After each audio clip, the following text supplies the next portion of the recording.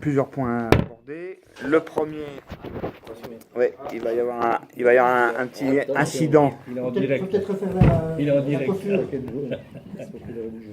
Moi, je suis rassuré, depuis le dernier conseil municipal, je n'ai pas vu l'installation, je n'ai pas constaté l'installation d'un bûcher devant l'église. Je me suis dit, Vous voulez brûler qui? la chasse aux sorcières qu'apparemment vous avez lancée depuis quelque temps n'a toujours pas porté ses fruits. Alors, je tiens à vous le dire, monsieur Cornu, ça sert à rien, et à vous, monsieur le maire, parce que c'est vous qui êtes concerné au premier chef, ça sert à rien de mettre sous pression les employés communaux, ça sert à rien de montrer les muscles pour leur interdire de parler, notamment aux employés EES, à monsieur De Villers, parce que je tiens à vous rassurer, laissez les employés communaux tranquilles, ce ne sont pas les employés communaux qui m'informent. Il n'y a pas de taupe aux ateliers. Alors, c'est plus facile de montrer les muscles devant les femmes. Par contre, vous seriez plus avisé, monsieur Cornu, de rappeler à l'égard de l'ensemble des fonctionnaires territoriaux de la commune qu'ils sont assujettis à un devoir essentiel qui est le devoir de réserve, que certains bafouent allègrement. Donc, plutôt que de vous en prendre aux femmes, prenez-vous-en d'abord aux employés du personnel, à certains employés, masculins, en leur rappelant à leurs obligations premières. Alors, Si vous voulez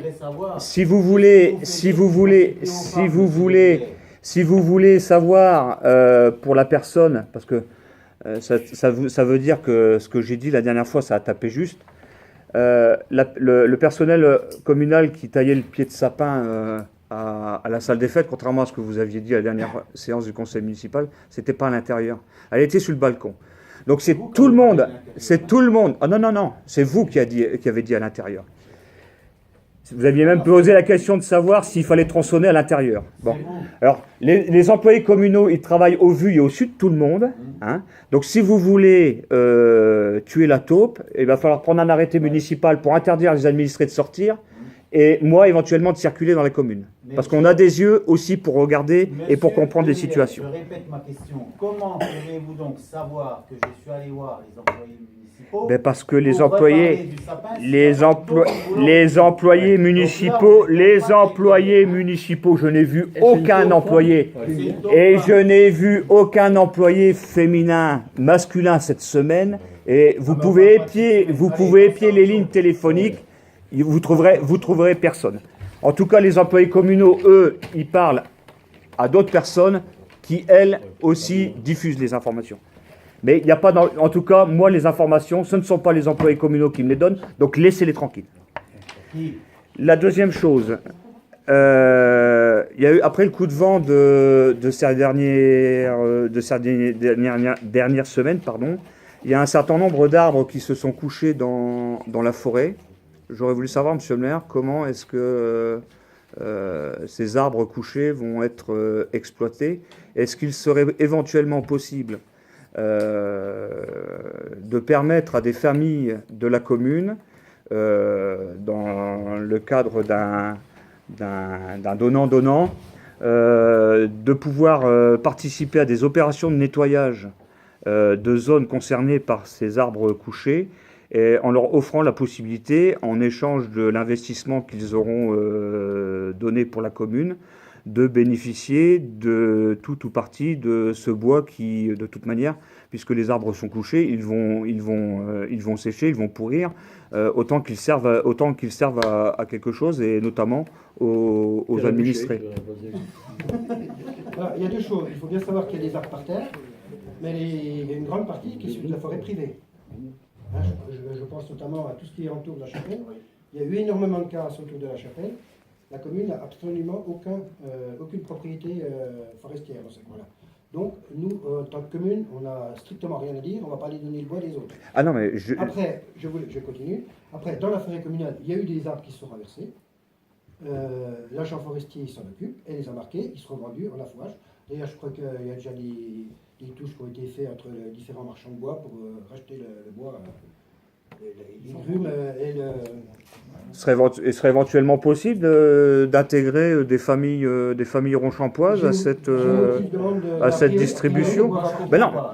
À partir du moment où vous ne donnez pas l'information, à partir du moment où vous ne donnez pas l'information qu'il pourrait éventuellement y avoir cette possibilité-là, vous ne pouvez pas avoir des personnes qui se manifestent. Si on voit qu'il y a du bois, pour le moment, tout part avec des marchands, quoi, disons. C'est une valeur marchande, le bois. Oui. Donc, oui. pour le moment, on le vend. On ne va pas le laisser pourrir. Après, si on s'aperçoit qu'il y a des petits bois qui traînent à droite à gauche, pourquoi pas, oui, on n'est absolument pas contre, on verra à ce moment-là. Dans le dernier bulletin municipal, j'ai été étonné qu'un sujet ne soit pas évoqué, et pourtant il suscite de nombreuses interrogations, notamment sur le plan national. La Cour des comptes s'y est même intéressée. Ça concerne l'installation des compteurs Linky. Vous savez que possiblement que dans la commune, il y a des personnes qui s'inquiètent eu égard à des informations qui circulent sur la dangerosité, le risque de perdition de données des utilisateurs. Moi, je me suis étonné que, bon, j'ai bien conscience que la commune n'a pas le pouvoir légal de s'opposer à l'installation de ces compteurs Linky, mais je pense qu'il aurait été aussi intéressant de donner dans le bulletin annuel de la commune des informations relatives à ce sujet, et notamment des informations aux administrés qui éventuellement s'opposent sans savoir effectivement leurs droits, sans connaître les démarches à suivre à ce genre d'installation. Parce que des particuliers peuvent, selon une décision de justice qui a été rendue à Bordeaux dernièrement, peuvent s'opposer à l'installation de ces compteurs à deux conditions. La première, c'est qu'ils en aient expressément exprimé le refus auprès de l'organisme compétent, agréé, donc Enedis, et à partir du moment où les compteurs se situent à l'extérieur de l'habitation. Non, à l'intérieur de l'habitation, pardon. Ce sont deux conditions visiblement qui ont été retenues par la justice. Un propriétaire qui a son compteur d'électricité dans la maison et qui a témoigné de son refus express de voir installer ces compteurs Linky ne peut pas se voir imposer l'installation de ces compteurs, même si la loi dit que d'ici 2022, je crois, l'ensemble du territoire national doit être couvert. Ben, moi, je suis conscient, on a eu quelques informations sur les compteurs Linky, mais moi, je ne suis absolument pas spécialiste. Je suis incapable de vous dire si le compteur Linky, c'est une bonne chose ou une mauvaise chose. Non, mais d'accord. Mais à partir du moment où la Cour des comptes vient aussi de se pencher sur le sujet et a eu un regard assez critique sur le dispositif, il y a quand même beaucoup d'administrés... On avisera au moment venu, mais pour le moment, je n'ai pas d'informations. Il y a des gens qui sont venus là pour dire qu'ils ne voulaient pas, et on doit avoir deux ou trois demandes là. Enfin, d'informations de gens qui ne voulaient pas de compteurs. Oui, on a donc fait un petit dossier. Là. Ça, ce sont des gens qui se sont intéressés au problème. Oui, oui. Là, il y a de nombreux administrés qui, par des intérêts ou qui ne savent pas. Ah, oui. Même moi, j'ai été pris au piège puisque on m'a installé des compteurs Linky, mais moi, c'était dans le cadre d'un changement annoncé de mon compteur électrique suite à l'installation des panneaux solaires sur ma propriété. Enedis ne m'a jamais indiqué, Monsieur De Villers, on m'a juste dit qu'il faudra changer le compteur d'électricité parce qu'il y a les panneaux. Mais on ne m'a jamais dit qu'on allait m'installer le compteur Linky. Donc il y aurait quand même moyen d'engager une information générale, une campagne d'information générale concernant ce problème. Qui a été lancée à une époque, je ne sais pas. Non, nous on en entend parler, mais on n'est pas compétent. Le compteur Linky doit être installé sur Ronchamp en 2021. Ah ben écoutez, je je suis pas le seul à avoir déjà été installé. Il doit être mis en 2021. Vous avez un tableau, vous allez chercher sur internet le tableau. Ronchamp ne sera plus le compteur Linky qu'en 2021. Donc pour l'instant, on ne peut rien faire, il faut attendre. Mais je sais qu'il y avait une pétition qui était lancée. Non mais la Cour des comptes a déjà publié un rapport qui est critique. Qui s'en occupe et tout, et bon, on attend que ça bouge un peu plus. Personne ne peut rien faire pour l'instant. Non mais on peut déjà informer les citoyens sur les droits qu'ils ont ou les possibilités qu'ils ont. Bon, d'autres choses ? Oui, je regrette bien évidemment la non-inscription à l'ordre du jour de mes deux propositions de délibération, à savoir la création d'un comité consultatif dédié au problème des inondations et à la subvention qui aurait pu être allouée aux cartables connectés. À ce titre, alors je vous dis tout de suite, contrairement à ce que j'avais pensé dans un premier temps, je ne vais pas m'orienter vers un recours administratif. Pourquoi? Parce que quand on voit les délais de traitement des dossiers au tribunal, ça prend en moyenne 1 an et demi, 2 ans, si jamais un recours venait être introduit, comme les prochaines élections municipales, c'est dans 2 ans, vraisemblablement, il y aurait un risque que le dossier ne soit toujours pas abouti alors qu'il y aura le renouvellement municipal. Dernier point, concernant le dernier bulletin municipal, je m'étonne de plusieurs choses. La première, c'est le délai de parution. Parce qu'en novembre 2017, on avait demandé au groupe de rapidement encore donner les articles pour la rédaction du journal, comme quoi ça devait être bouclé assez rapidement. Et on s'aperçoit que le journal n'est distribué cette année que le dernier jour de janvier. Et quand on regarde le contenu du journal, on reprend tous ceux des années précédentes, c'est quasiment le même schéma. La quasi-totalité du journal municipal est dédiée au clin d'œil pour les associations. Très peu d'informations nouvelles. Donc moi, je m'interroge sur le fait qu'il vous faille 2 mois entre le moment où vous exigez des groupes les articles d'expression et au moment où le moment où vous publiez réellement ce document. Autre point. Vous avez le droit de nous donner la parole, je parle. Autre point. Je n'ai pas fini concernant le journal. Autre point, monsieur le maire. Je pense que vous appelez ça l'égalité de traitement. J'avais cru vous avoir noté avec le mot accompagnant mon article Vous avez un grand morceau quand même. que l'égalité de traitement impose l'égalité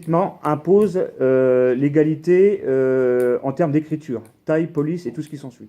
Moi, je constate dans la publication de ce journal que l'encart d'expression qui est dédié à votre majorité est beaucoup plus important que celui dédié au groupe. Parce que si on met, non mais, ce problème-là, il va être inclus dans le dossier qu'on attend. Si la taille d'écriture du groupe Ronchamp Autrement et Ronchamp Espoir est la même que le vôtre, ça prouve qu'il y a un problème. Je trouve qu'un 23e, vous êtes bien servi. Il n'y a pas un 23e là. Parce que vous savez très bien que la délibération que vous avez prise ne tient pas la route. Dernier point. Vous avez plus qu'un 23e. Dernier point, monsieur le maire. Monsieur De Villers, vous nous avez donné un article, je ne crois pas qu'on ait touché une. Non. Mais moi, je vous rappelle simplement que la taille d'écriture doit être la même pour tout le monde. Alors, si nos collègues du groupe Ronchamp Autrement ne sont pas en mesure d'occuper totalement la place qui leur est donnée, ça, j'ai envie de dire, c'est leur problème, c'est pas le mien. Là, ça gonfle. Dernier point. Je voudrais savoir combien est-ce qu'il faut payer pour pouvoir être publié en page vie économique. Quel taux d'imposition est-ce qu'il faut régler pour pouvoir figurer là-dedans? Alors, vous allez peut-être pour pouvoir m'expliquer la raison pour laquelle l'entreprise de M. Filâtre, DF Ingénierie, ne figure pas sur ce document. Monsieur Filâtre paye 300-400 euros par an de taxes d'habitation professionnelle et manifestement, il n'a pas le droit, comme tous les autres, artisans, de figurer dans le journal de la commune.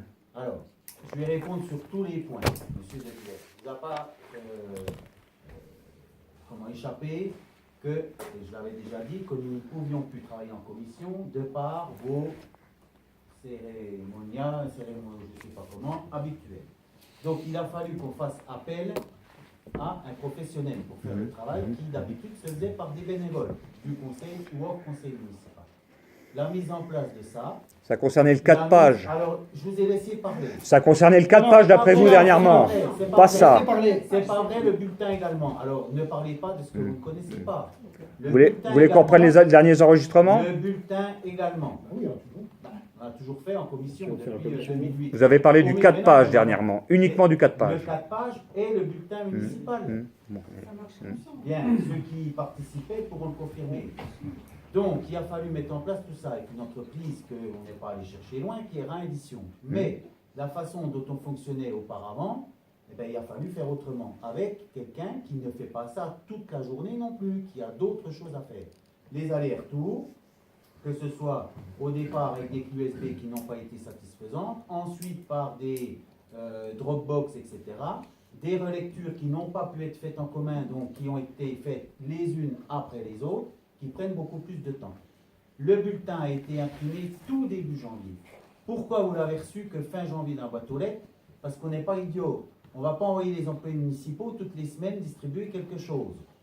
Il y avait, si vous avez bien regardé dans votre boîte, à la fois le bulletin municipal, Oui, oui. le bulletin intercommunal, Oui. celui du SICTOM, SICTOM. peut-être même celui de l'eau, et encore un cinquième Oui, document. oui, oui. D'accord? Oui. Donc tant qu'on n'avait pas, et on savait ce qu'allait paraître, tant qu'on n'avait pas les 5 documents, on n'allait pas non plus faire aux employés municipaux quelque chose qu'ils auraient dû faire 5 fois. Mais la distribution du journal municipal, à la rigueur, n'incombe pas aux employés communaux, il vous incombe à vous, élus, de la majorité. Mais ça, c'est mon point de vue, ça. Ça, c'est mon point de vue. Que ce soit les employés municipaux qui le fassent, c'est fait. Maintenant, quant aux polices de caractère, eh ben, adressez-vous à Rhin Édition. Nous, on a donné les fichiers tels qu'ils nous ont été envoyés. Rhin Édition a fait la mise en page. Je vais demander à mon avocate de solliciter le tribunal pour que dans le prochain jugement qui va être rendu, que ce soit stipulé, de façon à ce que le problème ne se pose plus la prochaine fois. Et puis alors, je vais quand même ajouter quelque chose, que si ça pose un problème au niveau de la police, je crois que vous êtes encore moins lésés, parce que si nous, on avait eu la même police que vous, on aurait pris 2 fois plus de place. C'est pas vrai? Mais c'est vous qui mettez en forme, c'est pas moi. C'est Rhin Édition. Non, Comment mais est-ce c'est qu'il pas faut possible. dire en allemand? Vous avez envoyé les fichiers à Rhin Édition. Vous les avez envoyés. Vous avez envoyé les fichiers. C'est pas eux. Ils ont juste fait la mise en page. Eh ben, Ils n'ont pas tapé le texte. c'est vous qui l'avez tapé le texte. La taille de caractère, c'est Monsieur Maire qui a pris l'initiative de faire comme ça. Évidemment. Ah bon. Et vous, dans le cadre de la relecture du document, vous n'avez pas eu la présence d'esprit de dire, Monsieur Maire, ce qui est fait là est illégal. Il faut qu'on ait tous la même police d'écriture. Alors c'est nous qui sommes lésés. Vous prenez les gens vraiment pour des On a les imbéciles. caractères les plus petits. Et concernant Monsieur Filâtre, Alors, monsieur Filâtre, tous les ans, vous pouvez regarder, tous les ans, dans l'article concernant la vie économique, il y a un petit mot, si jamais vous n'apparaissez pas, etc., faites-nous signe, ça peut arriver, un oubli, on en oublie souvent, et en général, on rattrape. Monsieur Filâtre ne nous a jamais fait part de quoi que ce soit. et ça n'a rien à voir avec le Et fait que vous pourquoi l'ayez déjà pris en grippe. Non. Pourquoi est-ce que monsieur Filâtre ne vient pas nous donner directement l'information? Pourquoi est-ce qu'il a besoin d'un porte-voix? Ça, c'est aussi une question. Oui. Et puis Voilà. pourquoi vous fuyez Et je ne connaissais pourquoi pas. est-ce que vous fuyez sans regard quand vous le croisez par exemple au cabinet d'infirmière ou dans d'autres endroits dans la commune? Écoutez, je ne saurais même pas dire la vérité. Ah. Je ne connais pas M. Filâtre. Non, Voilà. non, non. Moi, je sais pas, Non, peut-être qu'il a, non. peut-être pas, franchement. C'est pareil, la dernière fois qu'il vous a croisé avec votre épouse au Balastière, vous l'avez pas reconnu non plus. On a gêné. T'avais des lunettes de soleil ou quoi? Honnêtement, Je pense que la prochaine fois, il va venir vous voir et vous allez pouvoir vous apercevoir de qui il est. J'aimerais bien le connaître parce qu'il faudra qu'il m'explique comment il fait pour payer la taxe d'habitation professionnelle, et ça m'intéresse. Surtout, vous saurez que ce n'est pas les communes qui touchent ce qui s'appelait avant la taxe professionnelle, c'est maintenant la communauté. Ben c'est pas Donc, grave. je ne vois pas. Mais c'est pas grave, c'est pas grave. Vous savez, à partir du moment où on paye de l'impôt, quelle que soit la caisse dans laquelle ça atterrit, ça sort toujours de la même poche. Monsieur Filâtre, il sort 400 €. Ça va peut-être dans les caisses de la communauté de communes, mais je ne vous apprendrai pas que la commune de Ronchamp fait partie de la communauté de communes et qu'il y a un grand nombre de transferts de compétences et que la communauté de communes donc finance un certain nombre de projets ou de travaux sur la commune. Donc de toute manière, même s'il ne le verse pas directement, ça bénéficie quand même, une partie de ces impôts bénéficie quand même indirectement à la commune. Bravo. C'est fini? C'est bon? Oui. Évitez de prendre les gens pour des imbéciles ou plus bêtes qu'ils ne le sont. Attention, pas imbéciles, hein. Pas imbéciles, il y en a qui portent plainte pour imbéciles. Donc là, moi, je vais aller porter plainte. Mais allez-y, monsieur Cornu, et en plus il y a l'enregistrement. Formidable.